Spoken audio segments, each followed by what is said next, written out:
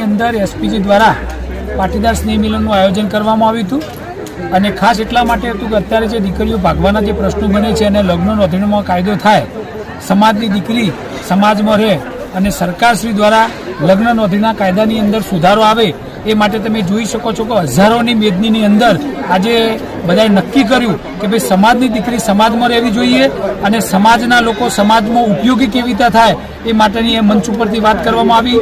તો તમામ લોકોએ એકી શ્વાસે બધાએ સહમતિ આપી કે ખરેખર સમાજની દીકરી, દરેક જ્ઞાતિની દીકરી દરેક સમાજની અંદર પોતાના સમાજમાં જ રહેવી જોઈએ અને એની જે લડાઈ સરકાર સામે ચાલે છે એમાં બધાએ સહમતિ આપે છે. તો આજે મીડિયાના માધ્યમથી હું સરકારશ્રીને પણ કહેવા માગું છું કે આટલા બધા ધારાસભ્યો, સંસદ સભ્યો અને દરેક જ્ઞાતિના લોકોનું જ્યારે એસપીજીને સમર્થન હોય તો તમે શું વિચારી રહ્યા છો? કેમ વહેલામાં વહેલી તકે આ કાયદામાં સુધારો કરતા નથી?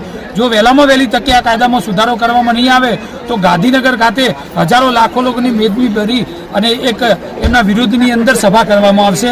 તો સરકારશ્રીને પણ કહેવા માંગુ છું કે વહેલામાં વહેલી તકે આ કાયદામાં બદલાવ કરવામાં આવે અને દીકરીને બચાવવામાં આવે.